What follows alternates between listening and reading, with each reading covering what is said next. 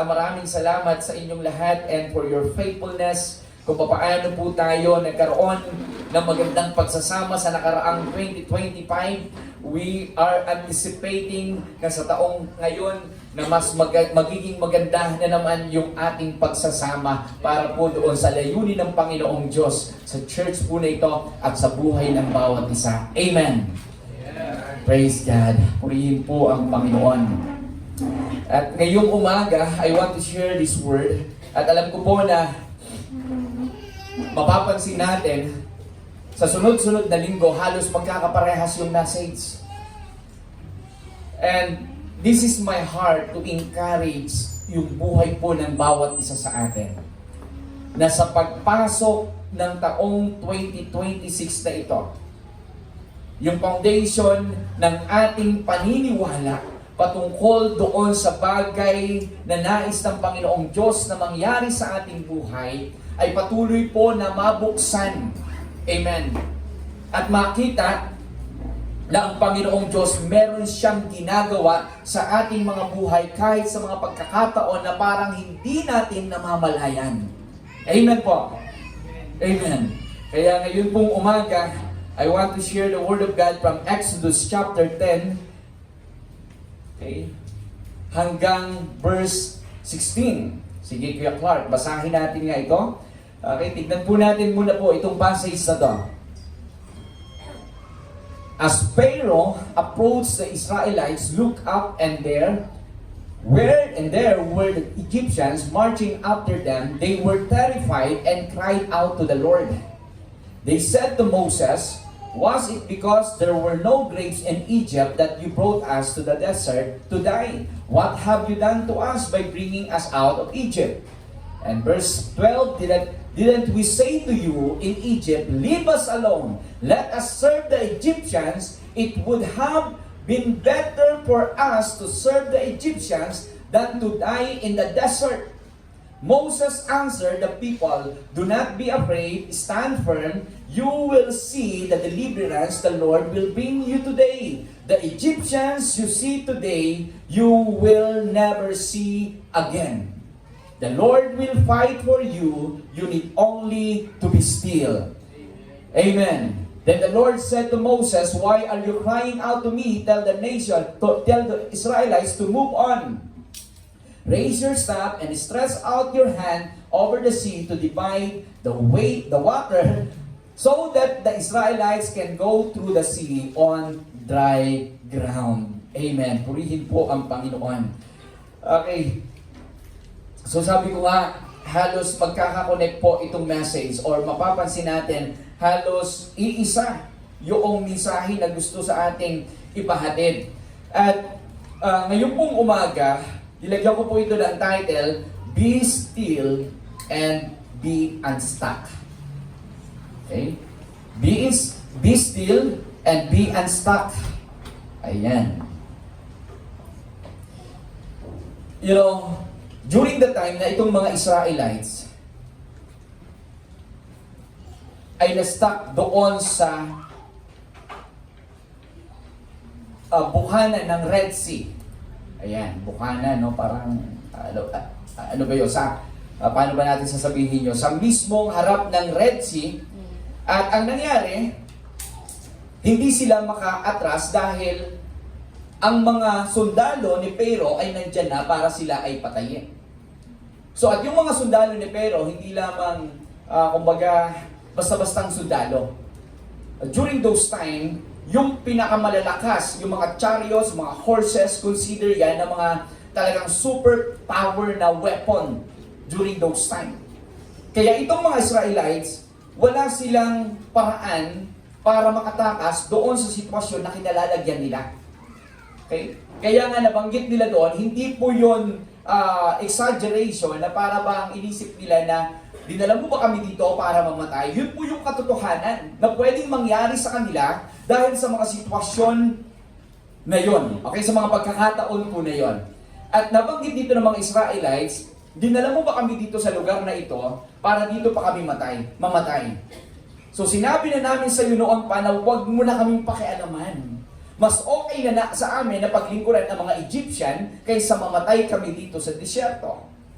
You know, God's purpose for delivering Israelites from the bondage doon po sa Egyptian, yung goal po ng Panginoong Diyos na sinabi ni God kay Moses, I don't know kung anong passage to. Exodus chapter 1 verse 8, kung hindi ako nagkakamali, na sinabi ng Panginoong Diyos sa kay Moses, okay, tell to Pharaoh that let my people go so that they serve me or worship me. Yun po yung pagkasabi ng Panginoong Diyos kay Pharaoh. Okay, ang purpose ng Panginoon kung bakit sila ilalabas sa Egypt ay para na sa ganon makapaglingkod sila, makasamba sila sa totoong Diyos na dapat sambahin at hindi maging alipin habang buhay doon sa Ehipto. Tama ba? Yun ba yung nakalagay doon? Exodus 5:1, okay. Okay, so thank you, Kuya Clark. Let my people go so that they may hold, I think, iba yan. Wala ba doon sa kwan? Pero man isang cellphone ko lang. Okay. Let my people go so that they may worship me.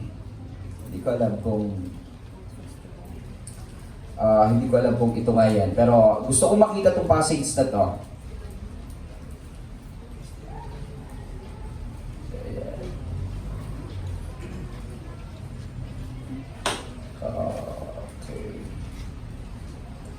Ayan, Exodus 8:1. Nagkabaliktad. Exodus 8:1. So sabi niya dito, then the Lord said to Moses, go to Pharaoh and said to him, this is what the Lord says, let my people go so that they may worship me. Sa ibang translation, sabi niya po doon, so that they may serve me. Yun yung nabanggit. Pero nung humaharap na yung mga Israelites doon sa situation na para bang hindi na nila alam yung kanilang gagawin, gusto nilang bumalik sa Egypt at mas piliin pa na maglingkod doon sa mga Egyptian. May mga pagkakataon po ba sa buhay natin bilang mananampalataya na alam natin na Kristiyano na tayo and yet para tayong na-stuck doon sa isang situation na alam natin na hindi maganda. Naisip ba natin na para bang mas maganda pa yatang bumalik na lamang ako doon sa dating sitwasyon ng aking buhay? I hope na wala po mga kapatid. Amen? Wala po sana. Dahil that is the main reason kung bakit po tayo tinanggal ng Panginoong Diyos mula sa pagkakaalipin ng kasalanan para hindi paglingkuran ang mundong ito o kaya ang Diyos ng mundong ito na si Satan, kundi tayo ay maglingkod sa Panginoong Diyos. Pero doon sa pagkakaalis natin mula sa mundong ito, walang assurance na tayo ay hindi haharap sa mga circumstances o challenges ng buhay. Pero hindi ibig sabihin na tayo ay babalik sa kung ano yung dati nating sitwasyon.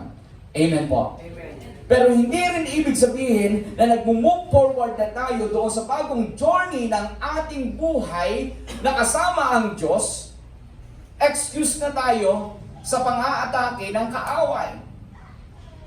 Yung iniwan natin sa Egypt, ayan, hinahabol ngayon ang mga Israelites.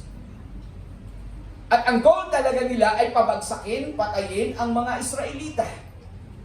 Hindi ba natin alam na kahit ngayon sa spiritual journey po natin, ang goal ng kaaway ay patuloy tayong hadlangan na mag-move forward. Ang goal ng kaaway, ang goal ni Satanas ay patuloy po tayong pabagsakin. Hahabulin niya tayo. At gagawin niya ang lahat ng kanyang makakaya para na sa ganon, hadlangan tayo doon sa lugar na pinapapuntahan sa atin ng Panginoong Diyos. Pero malinaw po yung sinabi ng Panginoong Diyos kay Moses. I will fight for you. You need only to be still. At kasunod po nito, doon sa verse 15 na sinabi ng Panginoong Diyos, move on. Tell to the people to move on.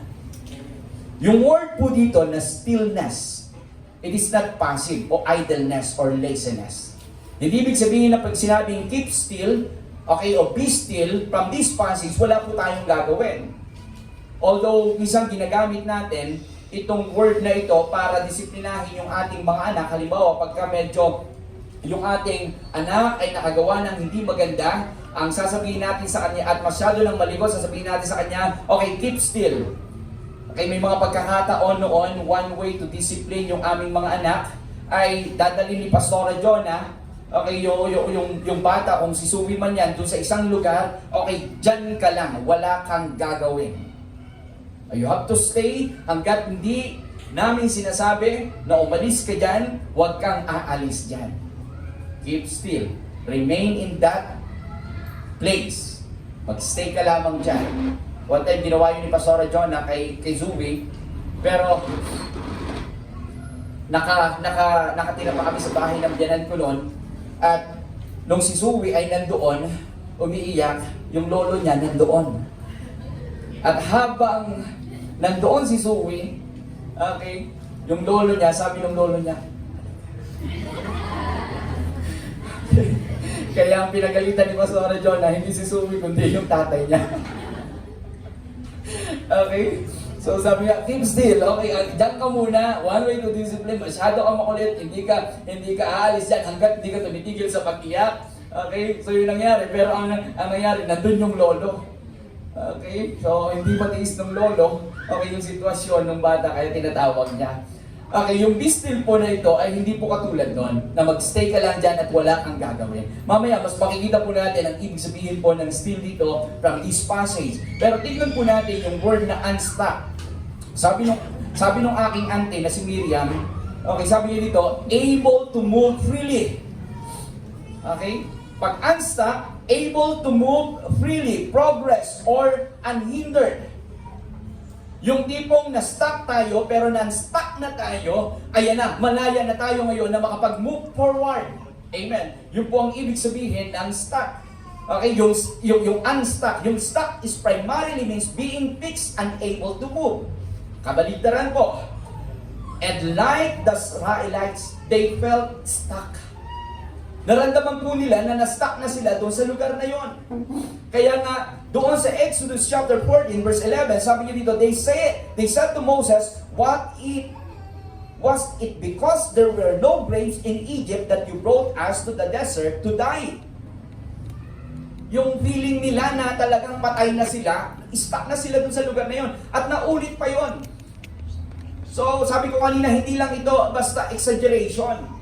Kundi that's the reality nung sitwasyon na nararanasan po nila. Na para bang wala ng pag-asa para sila ay maligtas doon sa kanilang sitwasyon. Okay, when we are stuck in a negative situation, don't think that it is your final destination. Amen. If we are stuck in a negative situation, bakit ko sinasabi ito? Kasi yung nung na-stuck tayo sa isang negative na situation, hindi po yan. Okay? Ibig sabihin niya na ay lahat po tayo pwedeng makaramdam na yung feeling natin stuck po tayo. Feeling natin parang wala tayong magawa doon sa sitwasyon na nangyayari sa ating buhay o doon sa paulit-ulit na circumstances na pili tayong hinahadlangan para makapag-move forward sa mga areas ng buhay po natin. Kaya kung sakali man na maramdaman po natin yan, okay, don't think that it is your final destination. Sa mga Israelites, ang buong akala nila, yun doon na sila mamamatay. Pero sabihin mo sa katabi mo, hindi pa ito ang katapusan mo. Amen? Amen. Hindi pa ito ang hangganan ng plano ng Diyos sa buhay mo. Amen po? Okay, to be still means, number one, to stop panicking. Stop panicking and do not be afraid. Exodus chapter 14 verse 10, as Pharaoh approached the Israelites, looked up and there were the Egyptians marching after them. They were terrified and cried out to the Lord. Sobra pong natakot sila at nagpanik. At may mga pagkakataon po sa buhay natin Sorry.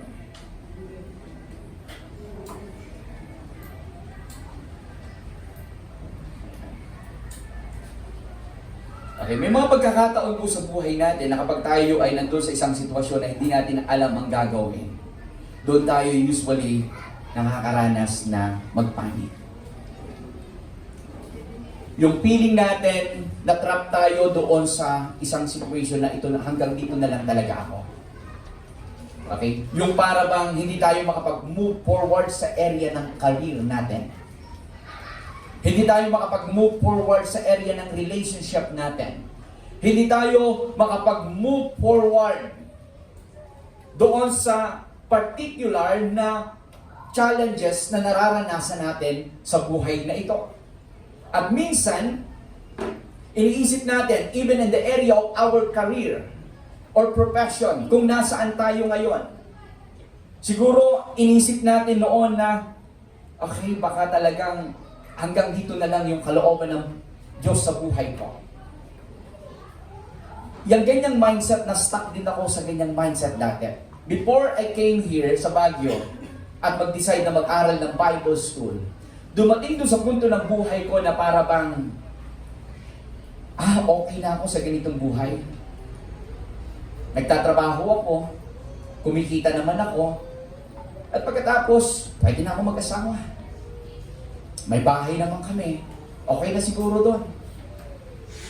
Parang yun lang yung naabot ng aking isipan. Na-stuck ako doon sa, sabi ko, okay na itong ganitong position ko, yung sitwasyon ko, okay na to. Not knowing na may mas maganda pa palang plano ang Panginoong Diyos sa buhay natin. Amen? Na-experience ba natin yon even in the area of our career? Siguro wala nang pag-asa para ma-promote ako. Siguro wala nang pag-asa para makahanap ako ng mas maayos na trabaho na kung saan ay mas magagamit ko yung talent at skills ko para mag-glorify ko ang Panginoong Diyos sa buhay ko. May mga pagkakataon na nilalagay tayo ng Panginoong Diyos sa isang area ng profession or career natin, hindi lamang para sa sarili nating benefit, but to fulfill God's purpose sa buhay po natin at sa buhay ng ibang tao. Amen! Yun po yung katotohanan. Like Esther, isang typical lamang na dalaga na galing sa lahi ng Benjamin, at pagkatapos ang buong akala niya, buong buhay niya, kung ano yung usual na ginagawa niya, yun na lang yung kanyang buhay.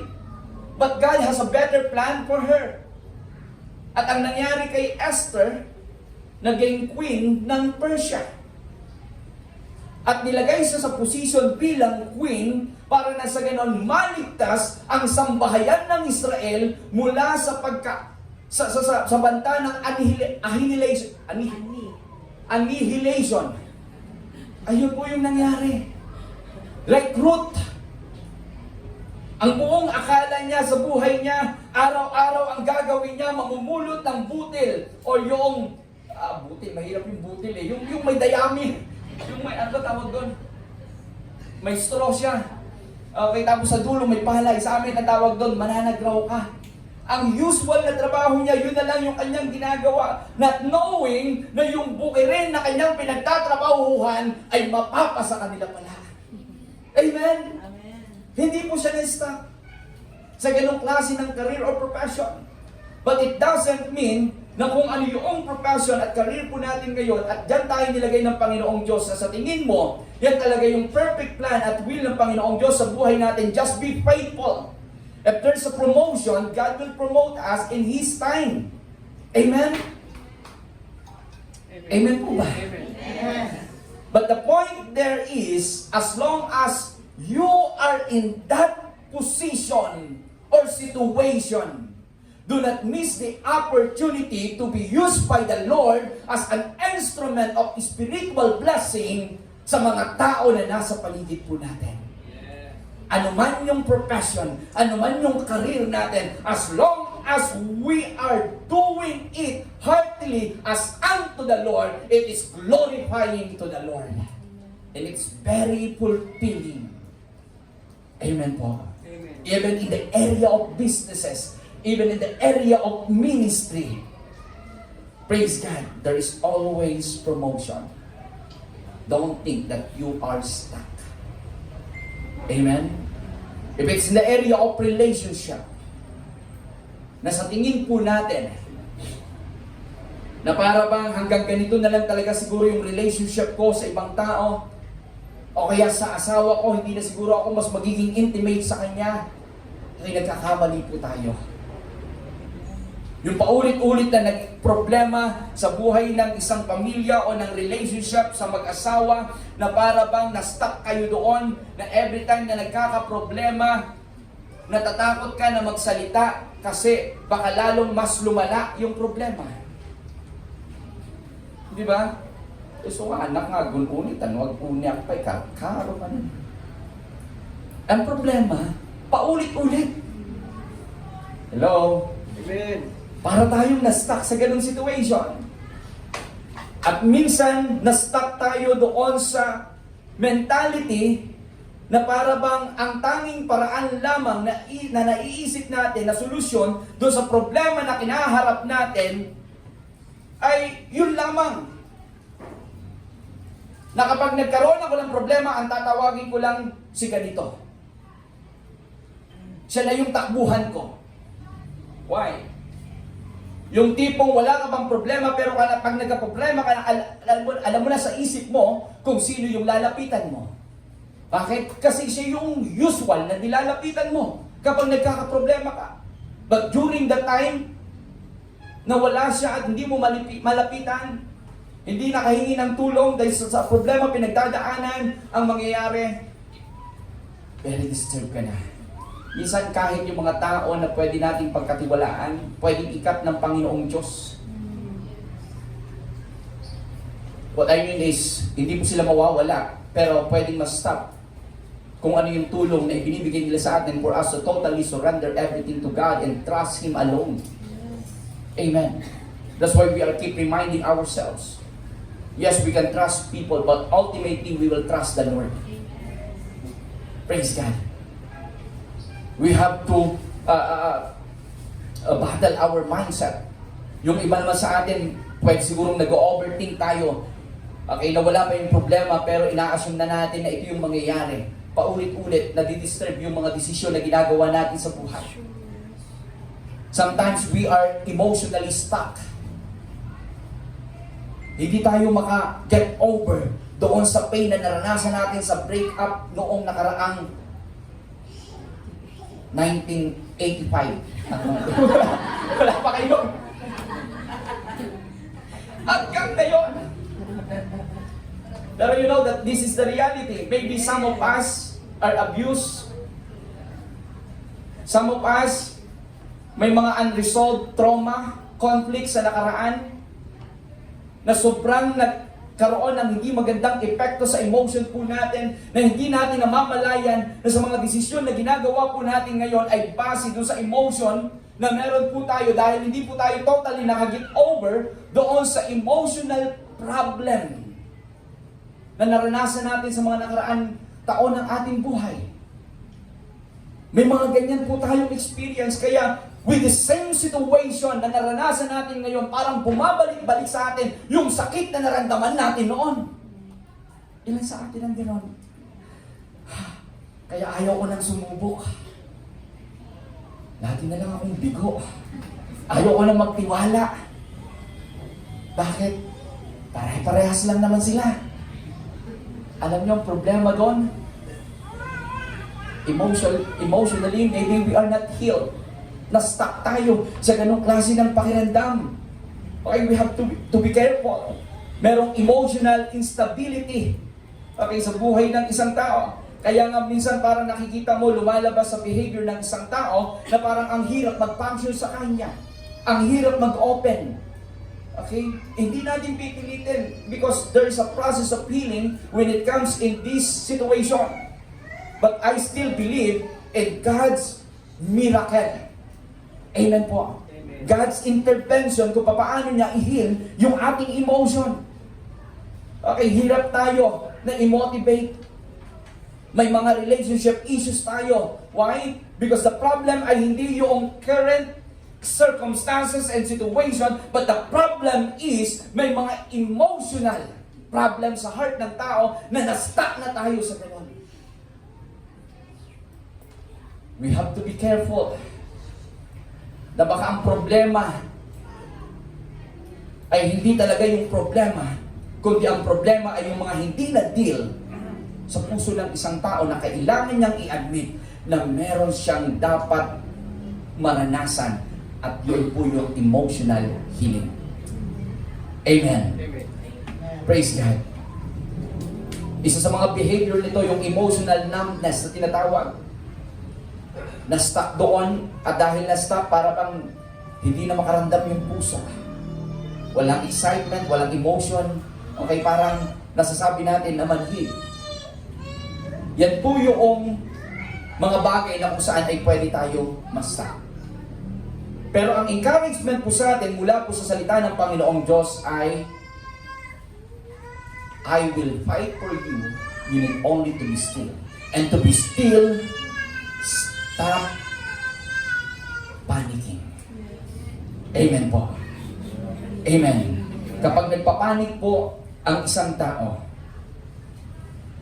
physically, makita natin, literal, pag nagpanik yung isang tao, ma-remember natin yung preaching one time ni Sir Mel na 3F, fight, flight, or ano siya? Freeze. Di ba? Pag dumadaan tayo sa circumstances ng buhay, either we fight or flight, o kaya naman, mapiprease tayo. May stuck tayo. Hindi tayo makakapag-move. Gaya po ng nangyari sa mga Israelites, they were terrified and cried out to the Lord. Yun po ang sabi sa Exodus chapter 14, verse 10. Okay? So nagkaroon ng panic attack kahit sa mga Israelita, at kapag karoon ng panic attack, kahit ilang tao lang sana yung may problema, yung mga tao na kasama nila, nadamay na. Di ba? Kailan lang nung nagkaroon ng earthquake, it was November yata, nung na-share sa atin ni Sister Jess kung paano tayo mag-cope up kung may mga ganong klase ng sitwasyon para hindi tayo mag-panic. Okay, so naituro po sa atin yung mga practical ways na dapat po natin gawin. Napaka-importante yon. Pero kapag tayo ay sobrang nagpapanik, hindi lang tayo na-stuck, literal or physical, but na-stuck po tayo doon sa isang situation na hindi naman talaga yun yung gusto natin. Amen. Amen. Napiprease po tayo. Nag-i-stay tayo doon sa isang situation. Kapag na-stop o nag-panic yung tao, di ba, merong ginagawa, okay, maupo ka muna, kumalma ka muna. Okay, kapag hindi talaga siya makahinga, at pagkatapos, binibilangan ng 1, 2, 3, 4, hindi ko alam kung hanggang ilan ang bilang. Okay, yung mga exercise ang ginagawa nila, hinga ng malalim, inhale, exhale. So may mga techniques silang ginagawa doon. Okay, pero yung iba naman, ginagamitan ng mga sensory device para na sa ganon maging aware sila. Kasi parang feeling nila wala na silang pakiramdam sa kanilang sarili. Ano pong sabi ng salita ng Panginoong Diyos sa kanyang mga salita? Kung tayo po ay nakakaranas ng panic attack, and Philippians chapter 4 verse 6, sabi niya dito, do not be anxious about anything, but in everything by prayer and petition with thanksgiving, present your request to the Lord. Amen po. Praise God. At verse 7, sabi niyo dito, and the peace of God which transcends all understanding will guard your hearts and your minds in Christ Jesus. Yan po yung pangako ng Panginoon. And 1 Peter chapter 5 verse 7, cast all your anxieties. Okay? Anxiety on Him because He cares for us. Yan po yung sabi ng Panginoong Diyos whenever we experience this kind of situation. Kapag tayo po ay nagpapanik, okay, stop panicking. Don't be afraid. At ang isa po pong napakagandang passage dito in Isaiah chapter 41 verse 10, sabi niya doon, so do not fear, for I am with you.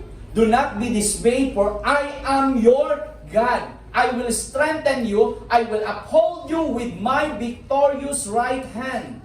Yan po yung pangako ng Panginoong Diyos. Na-share yan ni Pastor Jonah kahapon sa devotion, the word uphold. Kahapon ba yun?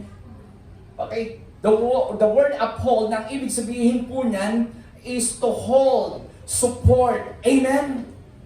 Pinagmamalaki natin, hindi lang yung kapit natin kay Lord, kundi ang pinagmamalaki natin ay yung kapit ni Lord sa atin. Amen po. Yun po yung katotohanan. Yun po yung sinabi ng Panginoon, I will uphold you. As long as hawak kita, anak ko, wala kang dapat ipangamba at dapat ikatakot. Amen. Kaya ang dapat na number one na pinagmamalaki po natin ay hindi yung kapit natin sa Kanya. Dahil mahina po tayo. Pero lagi po natin ipagmalaki yung kapit ng Lord sa buhay po natin. Amen. Alam po na natin na yung fear, lahat po tayo nakakaranas na matakot. Pero wag po nating hayaan na mag-dwell po tayo doon sa takot. Wag po nating hayaan because of fear ay magbago yung perception ng buhay natin patungkol doon sa future na inihanda ng Panginoong Diyos sa bawat isa. Amen po. Dahil sa takot, nag-iiba na yung pananaw natin. Ang ganda-ganda, excited tayo na alam natin na may mas magandang mangyayari sa trabaho natin, sa family natin, and yet the circumstances, eto na yung nangyari. Sobra po tayo natakot para bang napalitan yung perception natin. We have to be careful. Do not let your fear dictate your actions. Amen. Do not let your fear dictate your decision. Amen po. Do not let your fear dictate your behavior and your attitude. Praise God. Kahit na nandun tayo sa isang sitwasyon na hindi po maganda, yung attitude, yung decision, yung action natin, hindi po nakadepende doon sa circumstances o doon sa takot natin, kundi nakadepende pa rin sa pangako ng Panginoong Diyos sa ating buhay. Amen po. To be still means stop panicking. Number 2, to be still, based po dito sa passage natin, stop complaining. Sabihin mo sa katabi mo, stop complaining. Verse 11, they said to Moses, what was it because there were no grains in Egypt that you brought us to the desert to die? What have you done to us by bringing us out of Egypt? Didn't we say to you in Egypt, leave us alone. Let us serve the Egyptian. It would have been better for us to serve Egyptians than to die in the desert. You know, this kind of complaint ay second time po na complain nila ito kay Moses. Because the first time na nag-complain yung mga Israelites is in Exodus chapter 5 verse 20 to 21. Dahil doon sa desisyon ni Moses, mas ayaw ni-refuse ni Pharaoh na sila ay i-release. Ang nangyari, nagalit si Pharaoh, mas pinahirapan niya pa yung mga Israelita sa kanilang trabaho. Kaya nga, yung complaint nila, yung ugali nila, nung nandun sila sa Ehipto, ay dinala nila sa disyerto. Okay, yung ugali ng tao nung siya ay hindi pa mananampalataya, pero nung siya ay nanampalataya na, along the journey of his spiritual maturity, naka-experience ng challenges at circumstances, para bang yung ugali natin bumabalik sa kung ano yung ugali natin noong hindi pa tayo Kristiyano. Sabi mo sa katabi mo, hindi ikaw yung huwag ka mag-alala. Amen? Hindi lang yung ugali, yung mindset minsan. Diba? Yun po yung nangyari sa mga Israelites. Kung tayo po ay haharap sa mga circumstances along the journey of our spiritual life, at feeling po natin na trap po tayo doon sa isang situation na hindi maganda, stop complaining. Kung meron tayong mareremember sa buhay, ay hindi po kung ano yung buhay na dati meron tayo sa Ehipto, kundi yung buhay na kung saan ay iniligtas tayo ng Panginoong Diyos mula sa pagkakaalipin ng kasalanan. Amen? Yun po sana yung ating maaalala at hindi yung mga bagay, okay, na kailangan nating balikan na minsan na natin iniwan. mas aalalahanin po sana natin yung kabutihan ng Panginoong Diyos sa ating buhay. Amen? Praise God, kesa doon sa dating buhay natin. Pwede namang ialalahanin yung dating buhay po natin. Pero kasunod doon ay ang pag-alala kung paano po tayo iniligtas ng Panginoong Diyos doon sa dating buhay na meron tayo na para bang walang pag-asa. Amen. Praise God. Huwag po natin hayaan na sa buhay po natin bilang mananampalataya na kung may mga challenges, ang gagawin na lang natin ay mag-complain na mag-complain, mag-murmur na mag-murmur. In Numbers chapter 11 verse 1, that ito po yung isa sa mga indication that through complaining, pwede talagang ma-stuck sa sitwasyon yung mga Israelites. Ano pong sabi dito, Numbers? Now the people complain about their hardship and the hearing of the Lord. And when he heard them, his anger was arose. Then fire from the Lord burned among them and consumed some of the outskirts of the camp. Nakakalungkot po ito. Totally stuck po yung ibang mga tao because of complaining. Kaya po sa buhay natin bilang isang Kristiyano, instead of complaining, ano po sabi ng salita ng Panginoon in Philippians chapter 2 verse 14, okay, do everything without grumbling or arguing, so that you may become blameless and pure. We have to focus po sa gratitude. Let us not compare kung ano yung sitwasyon natin sa sitwasyon ng ibang tao. Instead of comparing your blessing to the blessing of other people, be grateful and do not complain. Amen. Wala pong exemption dito because based on this passage, this is a command and this is not an option. Amen? Praise God. Command po ito, okay, to reject also yung mga discontentment sa buhay ng isang tao. Because the reason why we keep on complaining, we don't have we don't have discontentment. Okay, parang discontent tayo lagi, unsatisfied. Kaya po yung passage na yan ay tinuturuan po tayo na maging kontento sa kasalukuyan kung ano yung ating nararanasan. I-avoid po natin yung mga bagay na negatibo na naging dahilan para tayo ay patuloy na mag-complain. Let us continually live in this life as a light na nagsashine po at nagiging blessing sa buhay ng ibang mga tao. Amen. Kaya, means po, to be still means stop murmuring, stop complaining. Number 3, tatlo lamang po ito. To be still means stop trying to fight in your own strength.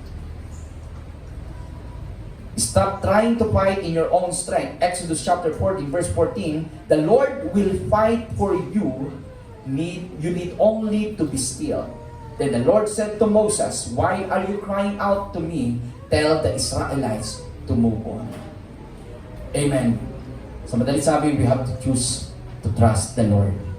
Hindi po natin kayang harapin yung mga challenges sa buhay sa sarili po nating kakayanan.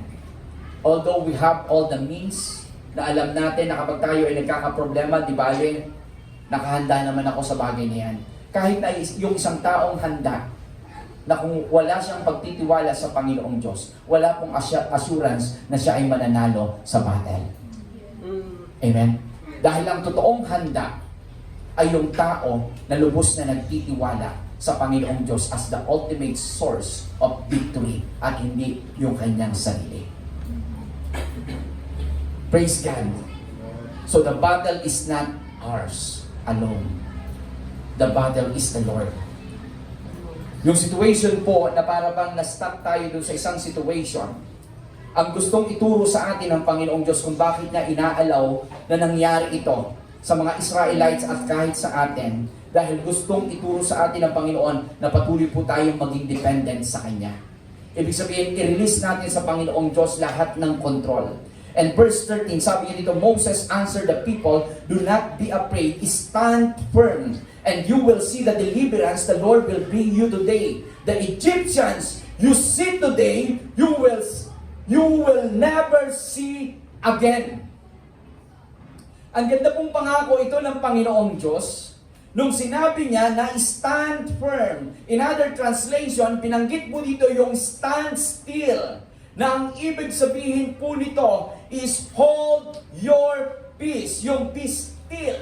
Hold your peace. Amen. Trust God's timing. Na yung kahit wala pang resulta, yung bagay na ginagawa po natin, okay, wag po natin i-give up yung ating pananampalataya at pagtitiwala sa Panginoon. Yun po yung ibig sabihin ng stand still or stand firm. Okay. Na-share ni Ate Alma about yung ugali ni King Saul na hindi po nakapaghintay. At dahil hindi siya nakapaghintay, ginawa niya yung bagay na hindi niya dapat gawin. Na naging dahilan para ma-reject siya bilang hari ng Israel. Ibig sabihin nun, he did not stand still sa kung ano yung tama na dapat niyang ginagawa. So, sa buhay po natin bilang mananampalataya, to stand still and to stand firm is to hold on to what is right before the Lord. Yung tempt ka na, para bang gigil na gigil ka na. Na dahil yung mga tao sa paligid mo, okay, ginagawa yung hindi tama at nagkakaroon ng parang magandang resulta sa buhay nila. Halimbawa, in the area of work. Para bang yung mga katrabaho mo, okay, ganito yung ginagawa, and yet para bang sila pa yung nakaka-receive ng pabor. Eh, ang dami nilang maling ginagawa. Okay? Doon sa company na pinagtatrabahuhan. Pero ikaw, ano kaya? Gayahin ko na rin sila. Yung stand firm po, stand still, stand for what's right. Because that is an indication that you are not trusting your own wisdom, but you are trusting the deliverance of the Lord. Amen? Lahat ng mga klase mo nagkukoti ko. Ikaw na lang yung hindi. Ba't parang walang mag-amen sa mga kabataan? Lahat sila nangongopya. Hindi na alam ang kodigo. Hindi nyo ba alam ang kodigo? O, social na kasi ngayon, cheating. Okay, lahat sila nag-cheat. Ikaw na lang ang hindi. Huwag kang maingit. Stand still. Hold your peace. Amen? Do what is right. Okay, hindi yung, mangopya na rin ako. Okay, so, hindi po gano'n. Sa buhay po natin bilang mananampalataya, napaka-importante po itong prinsipyo na ito. Na sinabi niya, stand still, patunay, malaking patunay po na kung paano tayo nagtitiwala sa Panginoon. Stand firm, keep serving the Lord. Stand firm, keep worshiping the Lord. Stand firm, keep doing what you need to do and allow God na yung mga bagay na hindi natin kayang gawin ay siya po yung gagawa nito sa atin. Amen? Amen. Keep doing what you're supposed to do. Yun lamang po. Sunod lang tayo. Gawin lamang po natin. Hindi ibig sabihin, sabi ko nga, yung keep still or be still ay yung wala po tayong gagawin o passive po tayo. Kundi, we have to continually do what is right before the Lord. That is an indication that we are trusting God. Even in a situation na para bang gigil na gigil ka na, nasa sarili mong paraan, no, shock lang na ito'y inaramid kon. O parang ganon. Okay? Pero, hold your peace. Sabihin mo sa katabi mo, kalma ka lang. Relax, kapatid. Amen? Kung ano lang yung kaya mong gawin, na pinapagawa sa iyo ng Panginoong Diyos, yun lang yung gagawin mo. Amen? And the rest, surrender it to the Lord. At sinabi ng Panginoong Diyos sa mga Israelita, okay, do not be afraid, just hold your peace. Ibig sabihin, keep trusting me. Okay, yun po ang sabi ng Panginoong Diyos. Okay, napaka-importante po ito. Isang bagay na kung bakit sinabi ito ng Panginoong Diyos is to prove sa mga Israelites, okay, na merong ginagawa at gagawin ang Panginoong Diyos sa kanilang buhay. Ang problema kapag inunahan natin ang Panginoong Diyos na gawin yung dapat na ginawa ng Panginoong Diyos, okay, baka hindi na gawin ng Panginoong Diyos kasi ginawa mo na. Eh, ang problema, yung ginawa natin hindi sapat. Pero yung gagawin sana ng Panginoong Diyos sapat para tuluyan tayo na makapag-move forward at hindi tayo ma-stuck sa situation. May mga pagkakataon na sinusolusyonan natin sa sarili nating paraan yung mga circumstances at challenges na ating pinagdadaanan, pero nagugulat tayo bakit katagalan, nauulit lang uli, and with the same solution na ginagawa natin, hindi pala nakakatulong. Inuulit lang natin. We have to be careful. Baka ang solusyon, totally surrender everything to God. Amen? Amen. Totally trust the Lord. Amen. Praise God. Nag-amen na si David. Amen. Kanina siya yung unang napuspos eh. Praise God. Yes, I encourage you kahit anong mangyari. Dalhin natin yung mga anak. Minsan, huwag nating hayaan na yung mga ganyang sitwasyon ang mag-stuck sa atin para manatili lang tayo sa bahay. Amen. Iyak nang iyak yung anak ko, hindi na kami mag-church. Oh, hindi. Praise God. Thank you, Brother Tek at Sister Sai. Hindi nyo hinayaan na ma-stuck kayo. Si Sister Lani, na-stuck sana siya. Na-miss niya yung opportunity na sa taong ito ay makapag-share sa 21 days challenge.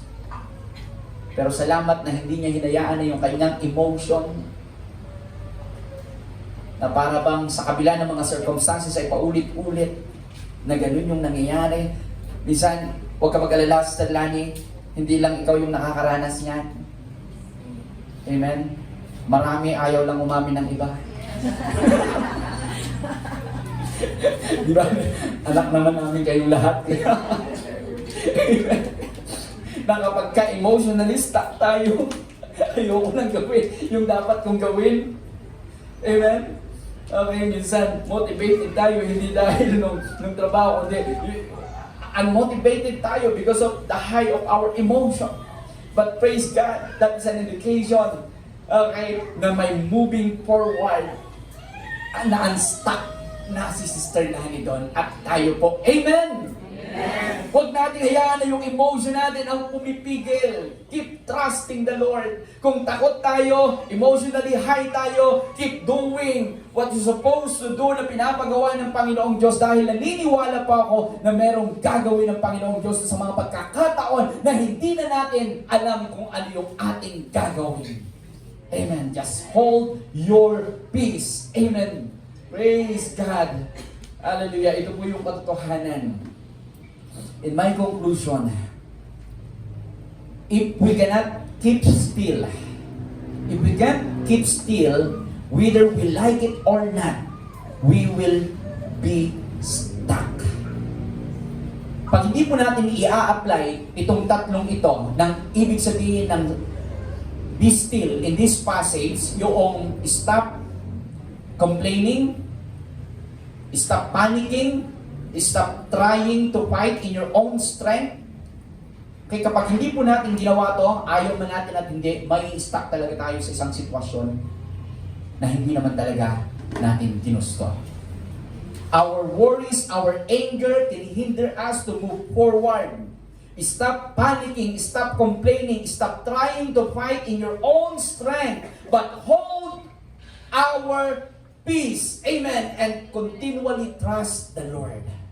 And Psalms 46 verse 10, ito po yung sabi dito. He says, be still and know that I am God. Be still and know that I am God. I will be exalted among the nation. I will be exalted in the earth. Naniniwala po ako na ito ay may connection sa kung ano yung nangyari sa mga Israelites. Because in the book of Psalms, na-divide po siya sa 5 section. Okay? Sa Hebrew. Okay, kung papansinin natin doon, meron siyang division doon, or meron section. Yung book 1 na tinatawag sa book of Psalms ay Psalms 1, chapter 1 to 41. And ito po ay katulad ng book of Genesis. Speak about the creation and the relation of man sa Panginoong Diyos. Okay? Yung book 2, ito po yung from Psalms 42 to 72. Ito po ay Exodus. Tumutukoy po sa Exodus o redemption. Kaya nga yung Psalms 46 verse 10, nung sinabi dito na be still and know that I am God, tinutukoy po dito kung papaano i-deliver ng Panginoong Diyos ang mga Israelites. Gaya ng deliverance na ginawa niya sa pagkakaalipin sa mga Egyptian papunta doon sa Promised Land.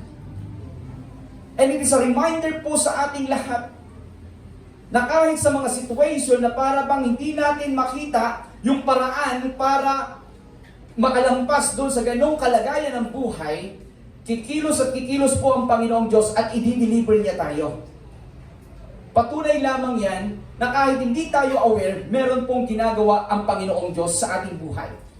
And the word still here, o nung sinabi niya be still, ay yung word na rapa. Okay, ang ibig sabihin po nito ay relax or drop your weapon. Yun po ang ibig sabihin. Drop your weapon. Drop your weapon. And allow yung weapon ng Panginoong Diyos ang maging kasangkapan para totally ma-deliver tayo doon sa isang sitwasyon ng ating buhay na hindi po maganda. Amen po. At ang kagandahan, idinugtong ng Panginoon. And know that I am God. It speaks about the characteristic, the nature, character ng Diyos na pinaglilingkuran po natin. Amen po. Alalahanin natin kung gaano kabuti. Alalahanin natin kung gaano makapangyarihan ang Panginoong Diyos. Alalahanin natin na kung paano nagpo-provide ang Diyos, kung paano na nagpapagaling ang Panginoong Diyos, kung ang Diyos natin ay iniligtas tayo mula sa alipin ng kasalanan. Na lagi nating napapakinggan na the greatest miracle na nangyari po sa buhay natin nung tayo po ay tumanggap kay Jesus Christ as Lord and personal Savior ng buhay natin. The greatest miracle that we have received ay nung naipako si Jesus Christ sa cross para sa kaligtasan po nating lahat. How much more na hindi niya po ba tayo kayang i-deliver sa kung ano yung situation na para bang naging dahilan para tayo ay ma-stop. Na kahit alam po natin na meron pang mas magandang mangyayari sa buhay natin and yet parang hindi natin makita yon because we are stuck. Ang kailangan po natin gawin, be still and be unstuck. Amen. Praise God. Tumayo po tayong lahat. You know, in Exodus chapter 14, verse 26, ito po yung nangyari. Then the Lord said to Moses, stretch out your hand over the sea, so that the waters may flow back over the Egyptians, their chariots and horsemen. Moses stretched out his hand over the sea, and at daybreak the sea went back to its place. The Egyptians were fleeing toward it, and the Lord swept them into the sea. The water flowed back and covered the chariots and horsemen. The entire army of Pharaoh that had followed the Israelites into the sea, not one of them survived. But the Israelites went through the sea on dry ground with a wall of water on their right and on their left. That day, the Lord saved Israel from the hand of Egyptians. And Israel saw the Egyptians lying dead on the shore. And when the Israelites saw the mighty hand of the Lord displayed against the Egyptians, the Lord feared. The people feared the Lord and put their trust in Him and in Moses, His servant. You know, Red Sea, then the powerful soldiers of Pharaoh nasa likod. Hindi sila pwedeng mag-move forward, hindi rin silang pwedeng umatras. Na-stuck sila sa isang situation. Pero nakita po natin kung paano sila diniliver ng Panginoon. When Moses stretched out his hand over the sea, nahati po yung dagat. At sila po ay naglakad sa dry ground. At ganito po yung nangyari. Yung mga Egyptians na very aggressive para sila ay habulin, tuloy lang po sila sa paghabol. Pero itong mga Israelites, tuloy lang sila. Pero nung nakatawid na po sila, yung Red Sea na naging dahilan para sila ay ma-stop for a moment, ay ginamit po ng Panginoong Diyos para yung mga kaaway nila na kanilang kinakatakutan ay totally mamatay lahat. Minsan yung mga obstacle, yung inaakala nating hindrances, yung mga Red Sea ng buhay natin, ang tingin natin doon, hadlang talaga para totally ma-stuck tayo. Pero kapag kumilos po ang Panginoong Diyos, yung obstacle, pwedeng gamitin ng Panginoong Diyos para totally i-wipe out yung mga humahabol na kaaway sa atin. Kaya nga ang ganda ng pagkasabi ng salita ng Panginoon. And the Lord swept them into the sea. The water flowed back and covered the chariots and horsemen, the entire army of Pharaoh that had followed the Israelites. Yung pagiging aggressive nila, yun yung nagpahamak sila sa kanila into the sea. Not one of them survived. Kaya nangyari yung sinabi ng Panginoong Diyos, you will see them no more. Amen. When you are stuck in a situation na para bang walang paraan para makalaya sa ganyang sitwasyon ng buhay, naniniwala po ako that circumstances, the challenges, you will see them no more. Hindi ibig sabihin na hindi ka uli makakaranas ng same circumstances na kagaya ng naranasan mo noon. Pero ang ibig sabihin po dito, wala nang epekto sa iyo. Wala nang epekto sa iyo. Tapos na ako dyan eh. Sa ganyang problema na naging dahilan para ma-stuck ako, diniliver na ako ng Panginoon. Yes, probably pwede ko uling maranasan na mawalan ng pera. Pero hindi na yan ang maging dahilan para mag-stuck.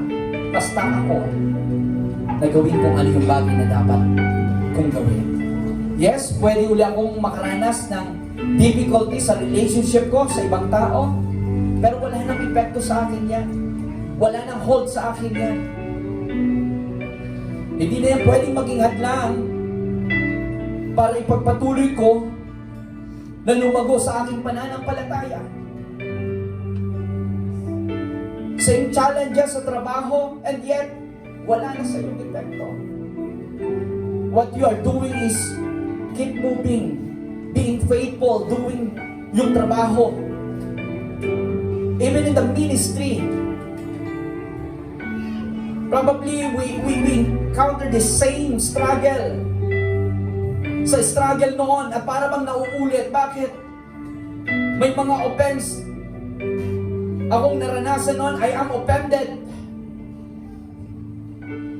The reason why na ako ay may stuck para hindi ko makita yung full potential ko at makapaglingkod sa Panginoon gamit yung gifts na binigay niya sa akin. But now, ma-offend man uli ako, hindi na ito hahadlang sa ministry na pinagkatiwala sa akin ng Panginoong Diyos. Paulit-ulit po tayong ma-offend. Paulit-ulit tayong pwedeng masaktan. Paulit-ulit na pwede tayong makaranas ng mga bagay na pwedeng mag-disappoint sa atin, mag-discourage sa atin, para ma-disturb yung paglilingkod natin sa Panginoon. But the effect of those things, you will see them no more. The words of the enemy is already defeated, kaya wala na pong epekto yan sa atin. Do not allow your emotion, your anger, your frustration, your disappointment hinder you to move forward. Hallelujah. Jesus, Jesus. Come on, let us declare this song. Jesus, hallelujah. Thank you, Jesus. The weapon may be formed, but it won't prosper. When the darkness falls, it won't prevail. 'Cause the God I serve knows only how to triumph. My God will never fail. Yes, my God will never fail. I'm gonna see a victory. I'm gonna see a victory. For the battle belongs to you, Lord. I'm gonna see a victory. I'm gonna see a victory. For the battle belongs to you, Lord.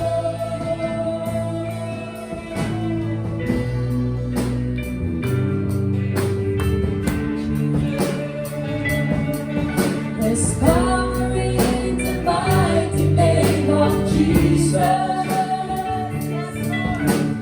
Every war he wages, he will win. I'm not backing down from every giant. I know how this story ends. I know how this story ends. I'm gonna see a victory. I'm gonna see a victory. For the battle belongs to you, Lord. I'm gonna see a victory. I'm gonna see a victory. For the battle belongs to you, Lord. I'm gonna see a victory. I'm gonna see a victory. For the battle belongs to you, Lord.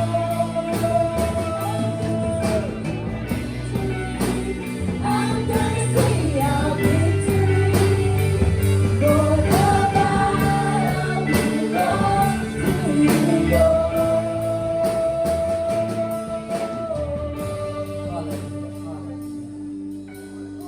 Be still and be unstuck. Because God will fight for us.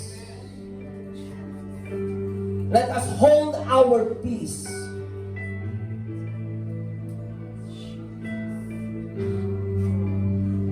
Hold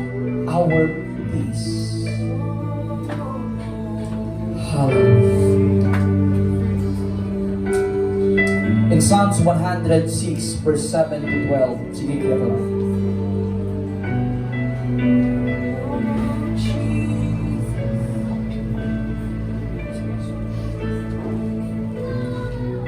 When our fathers were in Egypt, they gave no thought to your miracles.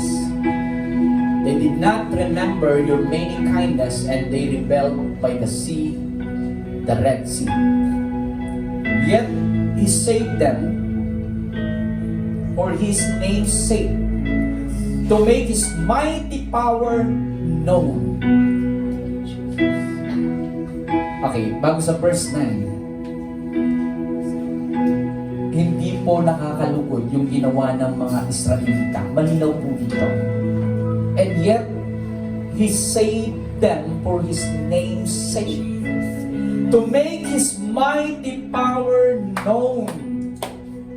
You know, kahit sa mga pagkakamali at pagkukulang po natin, mabuti ang Diyos. Hindi niya hinayaan na dahil sa mga pagkukulang at minsan pagkakamali po natin ay totally ma-stuck na tayo sa isang situation. God is so good. In verse 9, He rebuked the Red Sea and it dried up. He led them through the depths as through a desert. He saved them from the hand of the foe, from the hand of the enemy. He led them down. The waters covered their adversaries. Not one of them survived. Then they believed His promise and sang His praise. For the last time, let us sing yung inawit natin kanina as an act of our praises and worship sa Panginoon. Because of the victory that He has done sa buhay po natin. Hallelujah! Hallelujah! Let everybody sing. This is a song of victory. Because God fight for us. Hallelujah! Pero nakakawin po tayo. Yan ay dahil sa katagumpayan ng Panginoon Diyos na ginawa sa ating buhay. And it is an indication that this year, 2026, ano man yung mga dahilan para mas tayo sa situation, we already have the victory because God is fighting for us. Hallelujah, hallelujah. God is fighting for you.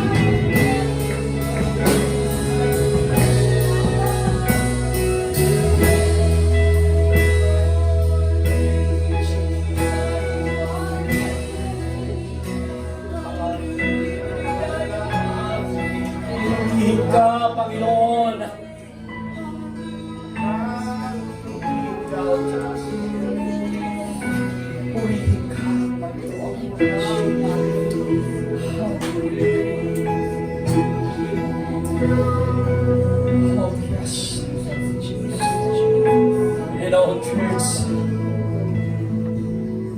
hindi po ito false assurance. This is the promise of God. This is a promise of God.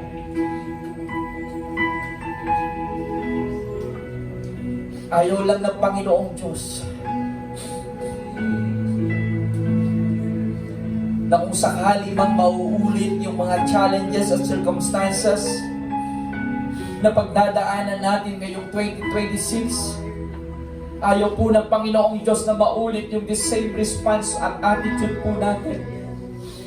Like the Israelites.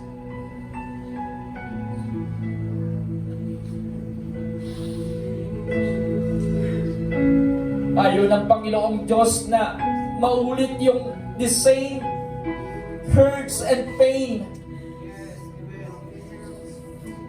Gawa ng mga circumstances na ito na nararanasan natin.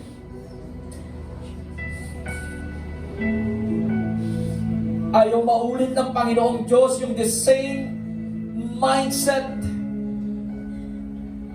the same level of emotion, na kapag tayo ay dumadaan sa problema, sobrang down na para mag-na-stuck tayo sa isang situation. Sigurado pwede tayong dumaan uli sa kung ano yung mga challenges na pwede nating napagdaanan ng 2025, pero ayaw maulit ng Panginoong Diyos yung same response na naging dahilan para tayo ay ma-stuck. God wants us to keep moving in a sense na kahit may problema, wala pong epekto ito para hadlangan tayo doon sa destinasyon at nais na maranasan ng Panginoong Diyos na pagpapala ngayong 2026 at sa mga susunod na taon ng ating buhay. Thank you, Jesus. This is a trap of the enemy. If you feel that you are stuck, that is a trap.